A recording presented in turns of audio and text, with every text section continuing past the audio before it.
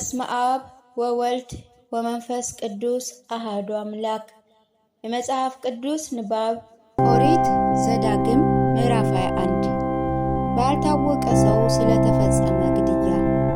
አምላክ እግዚአብሔር ትወርሳት ዘንድ በሚሰጥ ምድር የተገደለ ሰው በሜዳ ወድቆ ቢገኝ ገዳዩ ባይታወቅ ሽማግሌዎችና ፈራጆች ወጥተው በተገደለው ሰው ዙሪያ እስካሉት ከተሞች ድረስ በስፍር ይለኩ።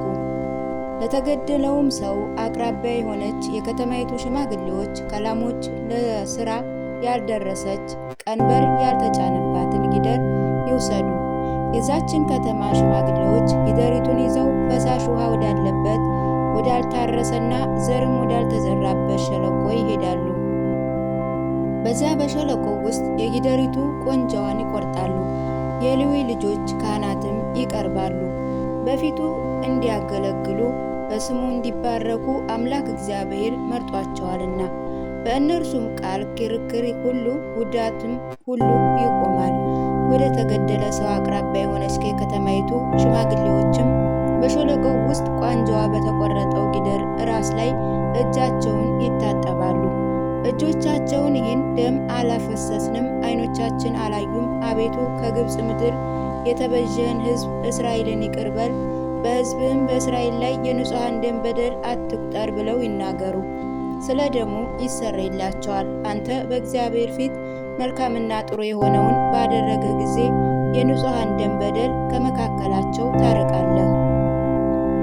በጦርነት ስለተማረኩ ሴቶች ጠላቶቻችሁን ልትዋጉ በወጣችሁ ጊዜ አምላክህ እግዚአብሔር በእጅህ አሳልፎ በሰጣቸውና በማረካቸው ጊዜ በምርኮ ውስጥ የተዋበች ሴት ብታይ ብትመኛት፣ ሚስትም ልታደርጋት ብትወድ ወደ ቤትህ ታመጣታለህ። ራሷንም ትለጫለህ፣ ጥፍሯንም ትቆርጣለህ፣ የተማረከችበትንም ልብስ ታወልቃለህ፣ በቤትህም ታስቀምጣታለህ። ስለ አባቷና ስለ እናቷ 1 ወር ሙሉ ታለቅሳለች። ከዚያ በኋላ ትደርስባታለህ፣ ባልም ትሆናታለህ፣ እርሷም ሚስት ትሆንሃለች። ከዚያ በኋላ በእርሷ ላይ ደስ ባይልህ አርነት አውጥተህ ትለቃታለህ። በዋጋ ግን አትሸጣትም፣ አግብተሃታልና እንደ ባሪያ አትቆጠርም። ስለ በኩር ልጅ መብት ለአንድ ሰው አንዲቱ የተወደደች አንዲቱ የተጠላች 2 ሚስቶች ቢኖሩት ለእርሱም የተወደደችው ደግሞ የተጠላችው ልጆች ቢወልዱ በኩርም ከተጠላችው ሚስት የተወደደ ልጅ ቢወጣ በልጆች ከብቶች የሚወርስ ቀን ከተጠላችው ሚስት በተወለደው በኩር ፊት ከተወደደችው ሴት የተወለደውን ልጅ በኩር ያደርገው ዘንድ አይገባም።